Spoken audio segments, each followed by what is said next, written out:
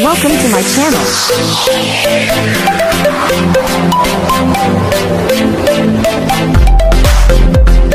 Masa pa ako. Sige ka. Okay lang po.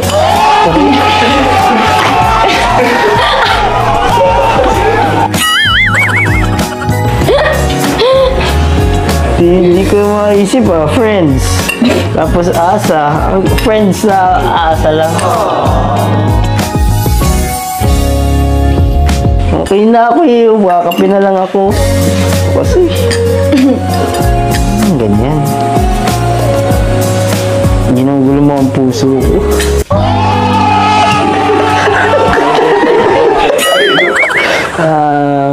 Pero ano talaga actually, may mga katanungan din ako na siyempre gumugulo sa isip. Mga madaling araw na hindi ka makatulog. Ano po yun? Ito lang din naman tayo. Maliwanagan ng lahat. Maging malinaw. Sa akin, siyempre. Sa iyo. Para maliwanagan na, malinawan na. Kasi minsan, hindi ko rin naman talaga mapigilan hindi isipin yung ganong katanungan, mga bagay. Ano po yun? Pwede mo na sagutin kahit wala pa yung tanong. Alam mo naman yata eh. Hindi po. Hindi ko alam. Gusto mo malaman? Bakit? Para matigil lang yung kakaisip mo ng madaling araw. Yun nga ang tanong ko. Bakit? Bakit? Bakit?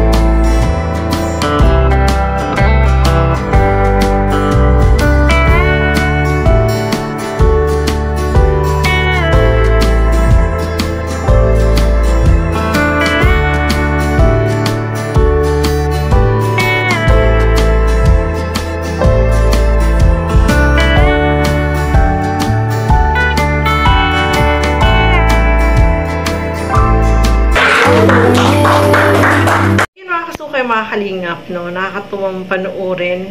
Medyo nakakaiyak din. Kasi hindi ko mag-gets kung ito na ba yung huli nilang magkape or kasi kahit si David, Kuya David is naguluhan din sa sagot ni Joy ng mga kasukay mga kalingap. So, nakakasad lang, no? Kasi syempre hindi rin ma-direct to the point ni Kuya David yung kanyang tanong. Hindi niya masabi kung ano ba yung gusto niya sabihin, no? Pero, sa tingin ko, kasi nakipapansin ko dito kay Joy, parang hindi naman siya interested dito kay Kuya David, no? Mga kasukay, mga kalingap. Ito po yung opinion ko lang, no? Ano po yung sa tingin nyo, yung masasabi nyo po dito, no? Mga kasukay, mga kalingap. Kasi kung kapag yung isang tao ay gusto mo or gusto mong makasama is parang magiging sweet ka sa kanya, no? Yung parang pakiramdam po kasi sa kanya, parang malamig yung pakikitungo ni ni Joy dito kay Kuya David, mga kasukay, mga kalingap, no? Yun yung napapansin ko lang po, no, mga kasukay, mga kalingap. At, yun nga, meron sinabi dyan si Joy na pwede pa rin naman sila na, ano yun, paasahin ka, friends na paasahin ka na hindi alam kung ano yung patutunguhan ng kanilang relasyon, parang ganun, di ba? So, naguguluhan din itong si Kuya David, mga kasukay, mga kalingap. Kaya, kahit ako, naguluhan din ako dun. No, pero, sa tingin ko, ito naman ay friends. Magiging friends naman sila, no? Friends. Kumbaga, wala na yung ligawan or ano pa man, no? Mga kasukay, mga kalingap. At, malay natin, makahanap ng mas, ano, si Kuya David, yung para sa kanya, no? Baka hindi talaga sila yung tinadhana, no, mga kasukay. Ang sakit naman, no? Pinagtagpo pero hindi itinadhana sa isa't isa. May gano'n naman, no?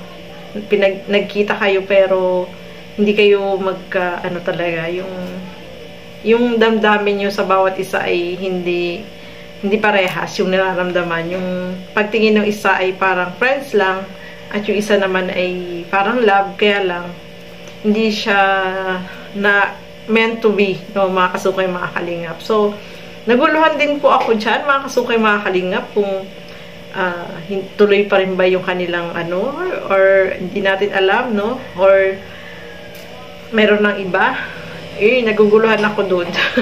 So, tingin nyo po, ano po yung masasabi ninyo sa video na ito? At okay naman sila, no, friends naman, yumakap naman itong si Kuya David.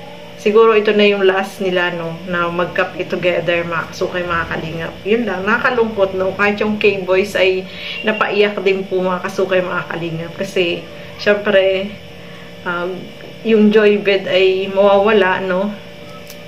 Pero, friends naman po sila, mga kasukay. Pero, walang, ano, no hard feelings, no, ika nga. So, ayan, mga kasukay, mga kalingap, at least alam natin kung ano yung nasa damdamin ng bawat isa at wag nating ibas kung alisit sa kanila, no, mga kasukay, mga kalingap. Kasi hindi sila itinadhana. Hindi sila pinagtagpo pero hindi sila tinadhana. Ika nga. No, mga kasukay, mga kalingap. So, ayan, maraming salamat po sa inyong panonood at lagi po natin supportahan Bal Santos Matubang, Kalingap Rob at Edna Vlogs. At syempre, yung aking YouTube channel, Gandang Emmy. Sa mga hindi pa po nakapag-subscribe dyan, please subscribe and please hit the notification bell para lagi po kayong updated sa aking mga ina-upload na mga reaction video. So, hanggang dito na lamang po muna. Keep safe, everyone. Thank you for watching. Mabuhay po tayong lahat. Bye-bye!